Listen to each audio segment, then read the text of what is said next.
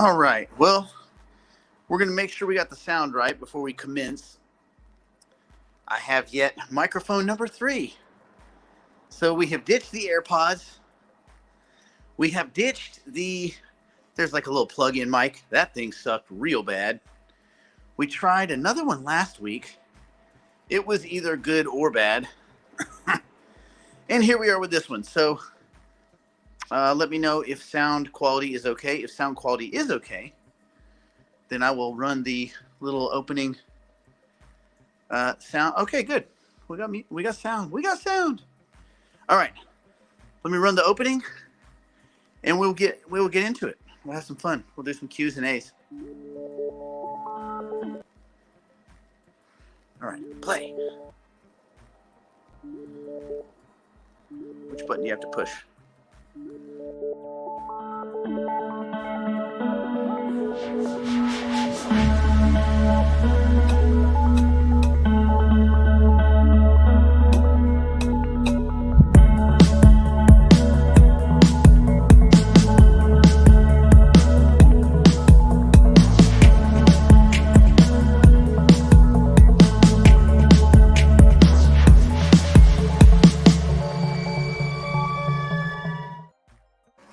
Okay, I think we're good. So let me go through and say hi. Raymond, what up? Crypto coin growth. Well, actually, I can put your names on here. Boom. Raymond, crypto coin growth. Dave, L. Paul, Crypto Amigos. Easy Bird Golf. What up? Patsy, Kim, Leah, Bob, Deborah, Kim, Two Braids, and Diane. Well, hello. Oh, wait, we got some more. Steven, Tower BJJ, BZ. I can't see likes, but throw them up there. That's the only thing I ask. All I ask of you is likes. Carlos, ¿qué onda? I just ask for likes. It's a very easy way to release some serotonin, some norepinephrine, some dopamine. It actually, you know what? It actually does that. We are going to do your Q's and A's. All right, so let's do this. Let's go ahead and get into it. Just my brief little analysis over the weekend is a whole lot of nothing. Bitcoin didn't really move. It's slightly up. I think when I last checked, it was right around 22K, 22.1. It's been pretty flat about the last 4 or 5 days. It did have a pretty precipitous, ish sell-off. But you know what? 5% is just nothing. You know, in the digital asset space, 5% is just nothing. You just got to remember that. RC, what's going on, buddy? Thoughts on Suka? I don't even know what it is. I don't like when there's 2 consonants run up together, so it's irksome. I'm not a big fan of 2 consonants. Anyway, the AI coins dipped down from their highs last week, but most of the heavyweights already took 10x profits. Woo woo. Nunet surprisingly banged right back up. It got 10, almost 11 cents last night. I wonder if any of you guys saw that. Ben, so those of you that are looking for your 10x exits, remember, if you get a 10x on anything, you take profit. I would take 20% off the table. So some of you may be on the fringe of that with Nunet. Also, Alethea was banging up and down.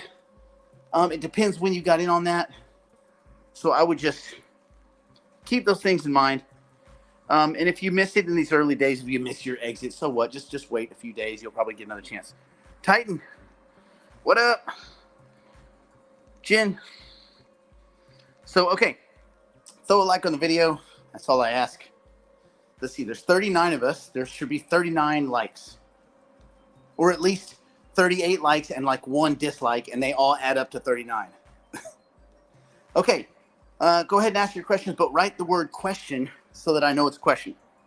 Dan, what's up? Yeah, hopefully this is a better microphone situation. I may be able to even put the the phone on my I'm doing the bike today. Bike is very fun. I try to do bike at least 2 days a week, elliptical 2 to 3 days a week, and then I'll do like rowing machine 1 to 2 days, usually after back and bicep workout. That's when I'll do the rowing machine. And always two a days. Every day 2 a days.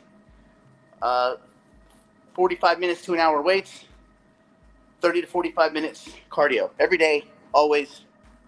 All right. Is Alethea a lottery ticket? I believe it is. I don't think, the team is quality. They have a lot of great partnerships. There's nothing lacking there. What's lacking is uniqueness.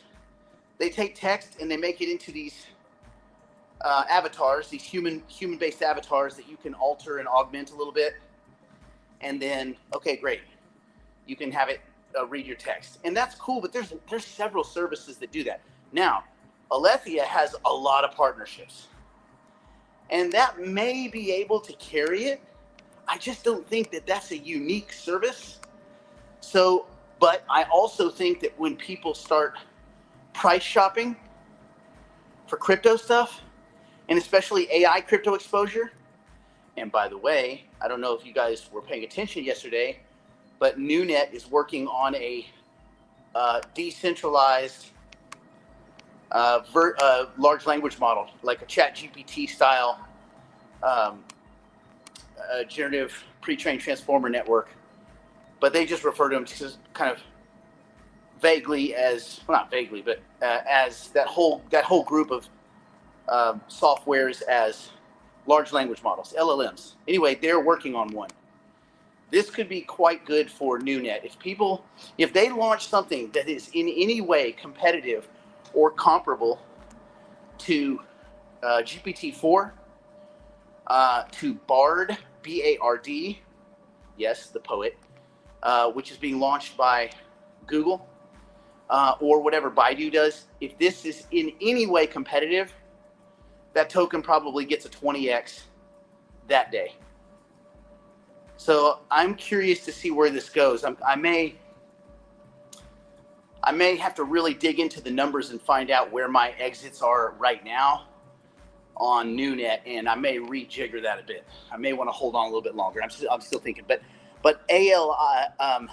Alethea, their liquid token, that is a trade only, meaning if you get a double or a triple in it, pull your original investment out. That's what I would do. Robert, what up? All right, Bob, what's going on? Question. Love the SDAO and NTX airdrops. Any airdrops coming soon for other projects launching? Yes. I think they're trying to figure out, I think Rejuve is either Rejuve and or Mindplex are probably the next two coming. I thought the Rejuve team was going to announce something in January. Matter of fact, that's what the speculation was. I don't know anything since then. So, and I won't say who, but one of the Singularity Net team has joined Digital Heavyweights. So they are among us. I don't know if they probably won't ever comment, but I know that they are among us. And I won't say which project, but it's one of the three that you know of right now. So that's kind of cool. Do I get insider information? No. So I just have to read the tea leaves like you guys do. I just read a lot of tea leaves. So that's what I would say about that. I'm interested.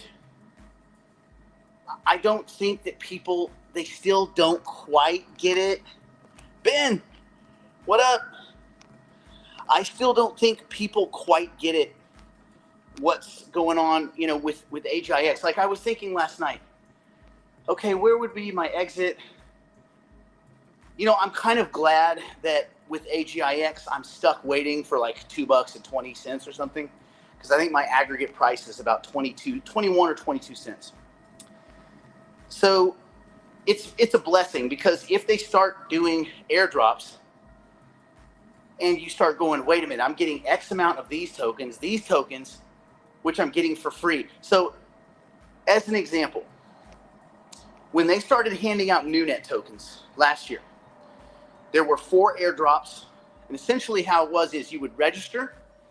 They were doing snapshots all throughout the quarter.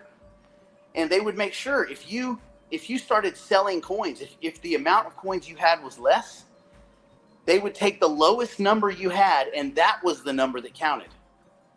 So if you had 1 million AGIX tokens and you sold 800,000 of them, they would say, okay, 200,000 is your line in the sand. It doesn't matter if you bought them all right back.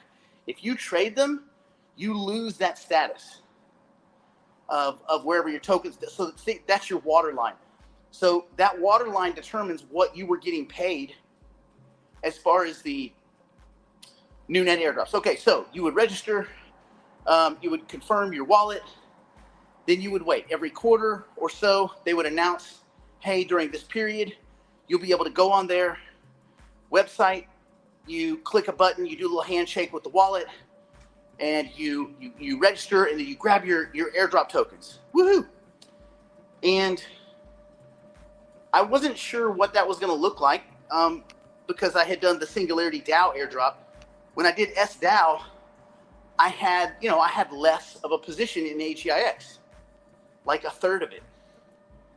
And then I started looking ahead and saying, listen, if they start doing these airdrops on a regular basis and people start loading up on the token for the airdrops and they don't want to lose the airdrops, they're not going to move the token and they're not going to sell the token.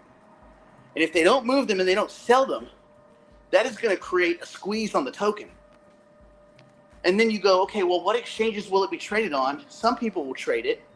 That would make it would make the asset both more volatile, less liquid, and if the pressure was on the demand side for people coming in to buy the token, to stake, to plant the token in wallets, well, that's going to create a lot of upward pressure.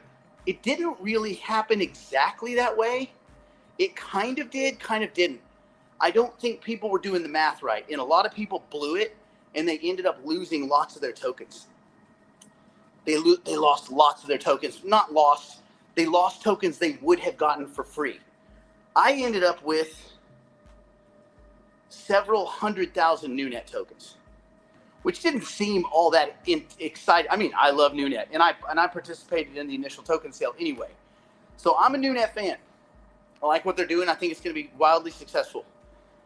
But the token just kind of languished. It went from like down to 4 cents, down to 3, down to 2, just kind of eroded down to a penny where it stayed for a while. So a few 100,000 tokens at a penny doesn't seem like a lot. But a few 100,000 tokens at 10 cents, suddenly it seems a little different. A few 100,000 tokens at, $1, $2, $5, suddenly the free money I got doesn't look so free anymore. It looks pretty substantial. So I think that people are going to wise up to this because remember, if you will, when they did these airdrops, you couldn't touch your tokens really for the entire year, because if you did, they would penalize you. Plus, you had to continue to register for each of the airdrops. It kept people aware and paying attention to the ecosystem. Let's say you didn't participate in the first airdrop, but you did participate in 2, 3, and 4. Well, actually, you didn't get number 4 because the only way to get the 4th airdrop was that you had to have been participating from the beginning. I think people having realized what, that lottery ticket that was NewNet that turned into an investment, that turned into a huge boon. I mean, I expect when this is over, I will have gotten $1 million free in NewNet tokens. That's my estimation, because I think there's no way this token doesn't go in the $2 to $5 range. So the universe just gave me $1 million for being patient. Okay, thanks. And so I think I think people are gonna wise up. And when the third one comes, at some point people are gonna go, Jesus, man, like there's 14 more companies coming, right? Like, I don't know, common sense should kick in. Remember, we also have Hypercycle coming, which is the side chain, an AI-based side chain put out as a program between AGIX, Singularity Net, and Cardano that Charles Hoskinson is involved in. You don't think that's going to be a beast? You don't want to get some of that? My God, man. Like, and I just think people are not connecting all the dots. So when people connect all the dots, well, that's what we do. We try to connect the dots first. But when people do connect all the dots, they're going to realize just holding AGIX is your access to Ben Gortzel's kind of vision of what a corporate, a decentralized corporate kind of for the people approach to AI as it transitions to AGI looks like, with like 16 companies. Who cares if 4 of them go nowhere? If 6 of them go nowhere? Just like math. Like I've already won. I don't even want to tell you how much I made because Singularity DAO, it got up to like $6 or $8, stood there for a while.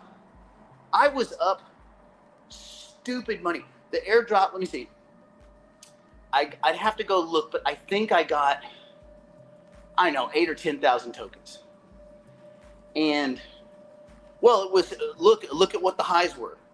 Now I never saw it get above $8, to be honest. I never saw those weird prices, but I did see 6 to 7 to 8 a lot.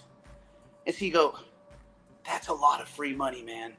That is just a lot of free money. So I don't know. I don't think people get it. In what ways does AGIX benefit from Singularity DAO and NewNet being successful? Well, they're all verticals in the strategy, and what's good for the goose is good for the gander. They're all going to run in and around and support the marketplace of SingularityNet. SingularityNet is a marketplace for AI resources, catering to small and medium-sized businesses that can't afford the capital allocation and investment you might need to participate any other way. Now, I do think that this war that's now happening between Google, Microsoft, Baidu for GPT functionality for large language models is going to end up in prices coming down, down, down. I think Microsoft, if they knew what they had started, they might want a do-over. That's just my guess. We'll see. Do I need to directly own each AGIX coin? Well, I think you need to own each coin because they're not all trading in lockstep. They're not all trading. When the boom came, they all moved. They didn't all move exactly the same. They didn't all go up exactly the same percentage. And they're different companies. For instance, any one of those verticals could be, at some point, have a higher market cap even than AGIX, depending on a lot of things, depending on circulating supply, depending on allocation, depending on sentiment in the market. There's just a lot of reasons why having 14 or 16 tokens is better than having 1. So, yes, I think so. Paul, Gordon, what is Web3? Web3, coined by Gavin Wood, Dr. Gavin Wood, formerly the creator of Solidity, founder of one of the co-founders of Ethereum, who started Polkadot. Terrible marketing. They don't do anything but get high. Anyway, he coined the term Web3 when he envisioned a more decentralized, disintermediated.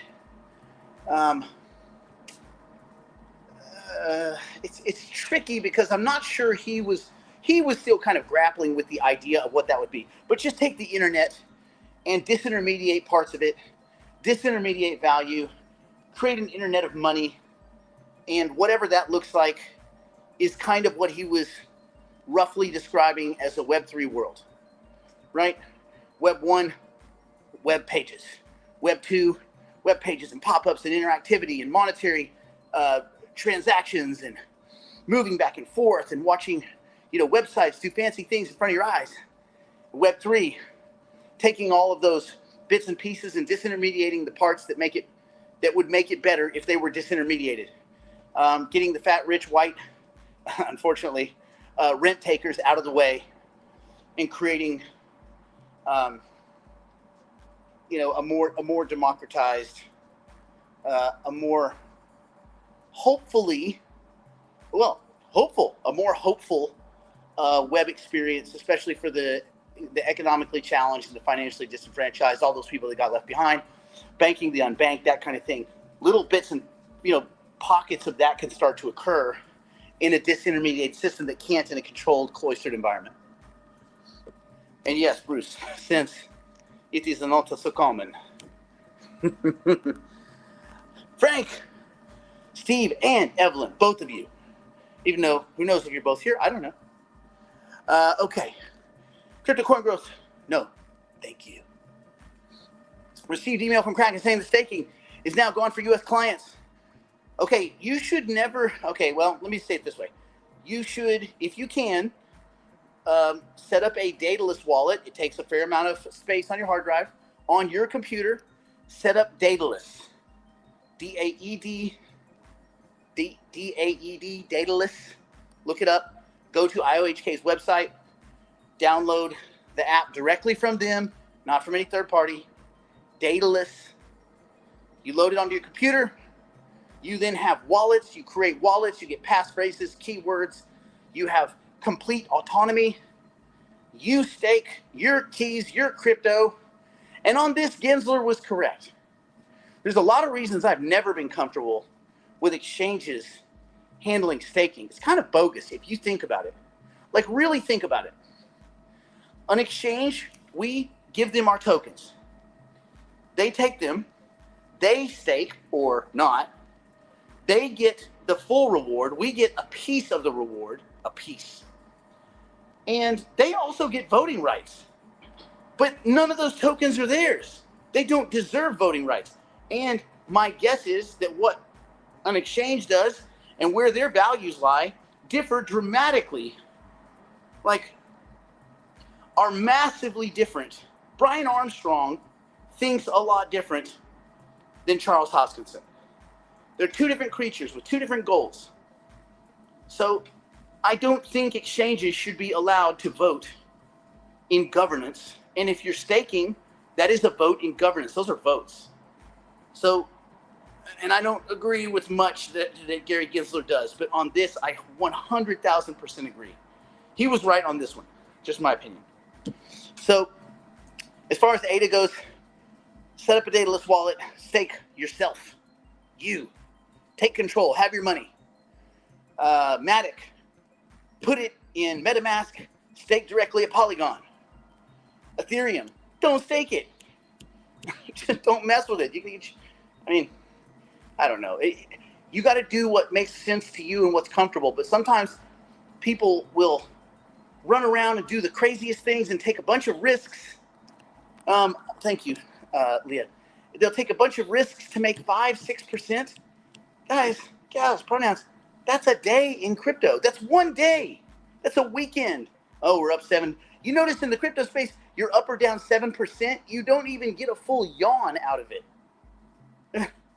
I get more anxious when I watch episodes of The Last of Us than I do when crypto's up or down 12% because it's nothing. Nothing.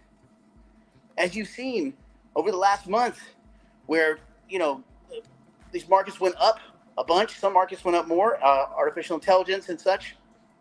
Then there was a sell-off. Ooh, it's down 40%. Yeah, but it's up 1,200%. So 3, 6, 7. I'm not going to jump through hurdles. I haven't even staked my Matic yet. Obviously it was booted from Kraken. No more staking. Well, I'm not going to keep it there. So I pushed it to my MetaMask wallets, spread it out among several wallets, which I recommend people do. Don't have just one wallet, have several. And I haven't even staked it. Ooh, you get like 6%. 6% is dick. It is nothing. It's just not worth pursuing. Not to me. I'd rather have it in my wallet. Oh, there's a 9-day hold period and all this kind of stuff. For 6%, bro, I'm keeping my tokens in my wallet. I don't care enough. Hey, Matic's a great project, but I don't care enough about governance to really care to participate. See, with Cardano, I do, because they have Catalyst. You can actually look at what you're voting on. You can read proposals. You can do all this cool stuff. You really are a part of the governance. These other protocols are just kind of hack jobs as far as like whatever. It is what it is. Anyway, that's my spiel. And hopefully, Dan, the stream is not lagging too much. Hopefully, those of you are not experiencing too much lag, but I have no control over that, my friends. The interwebs are a tangled mess that I can barely conceive of. Yeah. You're welcome, Gordon. P. Kelly. All right. Throw some likes up there, friends. This is the only... So we have 50 people watching. We should have 50 likes. Because here's what happens. At the end of this video, if the number of likes and the number of viewers are not the same, I'm going to nuke the video. Because I don't monetize any of this stuff. So it doesn't matter to me. Like, you see it, you don't see it, I don't care. It's not that I don't care. It's just that you guys get it. Everybody else doesn't. Ooh, there's some game theory in that.